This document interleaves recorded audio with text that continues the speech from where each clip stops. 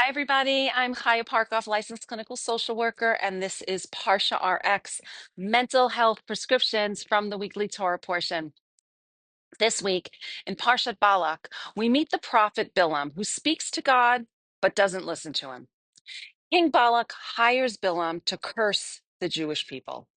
Bilam says all the right things. He says, even if Balak gave me his house full of silver and gold, I cannot transgress the word of God. Sounds righteous, right? But then Bilam goes anyway. Why? Because as Rashi explains, Bilam deeply desired to go. He wanted the honor, the spotlight, the reward. Bilam's words said, I can't, but his actions scream, I will. He's caught in a painful inner split between what he knows is right and what he deeply craves. And that split is what is his undoing. I actually filmed this Parsha RX this past Sunday. My heart was already heavy with grief for the families in Texas after the devastating floods.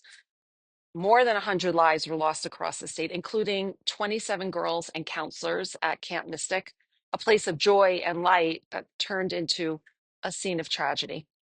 So many gone, so many still missing, so many hostages still in Gaza. I had recorded a message about Bilam's divided self and the need to integrate our pain with our purpose. And then on Monday morning here in the United States, we learned that five more IDF soldiers were killed and 14 seriously injured in Gaza. Suddenly, the grief cracked even deeper. I sat there, I was talking to God, will this ever end? Will the hostages come home? How much more can we bear? And then Tuesday night, Nehemiah, a 26-year-old IDF paratrooper commander, arrived at my home. He's staying with us in Denver this week while he travels across the United States, speaking about what he's seen in Gaza and Lebanon. He was one of the first to fight back on October 7th and help liberate Kibbutz Be'eri, the kibbutz where the 15-year-old boy my grandson is named after was murdered. Nehemiah is not just telling stories, he lived them.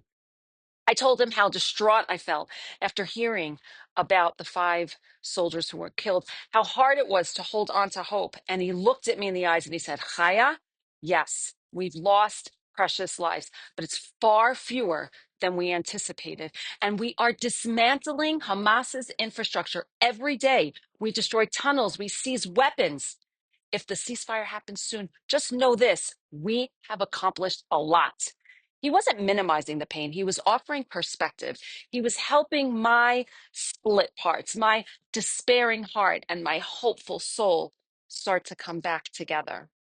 Because we all have that polarization inside. In therapy, we call it cognitive dissonance. In parts work, we call it polarization. One part holds your values and clarity, another holds your fear, your grief, your exhaustion.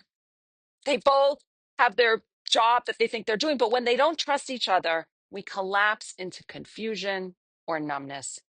Bilam never reconciled his parts. He stayed fragmented, and that fragmentation led him away from the truth.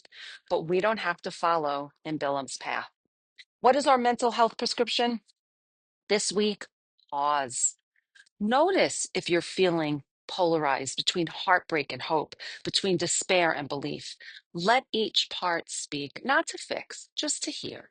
And then gently remind them there is a self within you, calm, compassionate, clear, and connected. There is a soul that stays whole even when your heart is shattered. And there is a creator who turns curses into blessings and holds it all even when you can't. Because when we stop pretending we're fine and start integrating what's true, that's when healing begins. That's when blessing can flow again. And as we move through this time in the Jewish calendar, the period I've been speaking about over the last few weeks of constricted consciousness leading up to Tisha B'Av, the day when both the first and second temples were destroyed, we are invited to let go of resentment. Sometimes one part of us wants to hold on, another part longs to be free. If that's you this week, try saying, I know there's a part of me that's still holding on to resentment, but my true self wants the greater good. I want the rebuilding of the third temple. And for that, I am willing to let God remove this resentment from me. Try it. What do you have to lose? because healing doesn't mean forgetting. It means aligning. And in that alignment, we make space for redemption and blessing. From Denver, Colorado, Shabbat Shalom.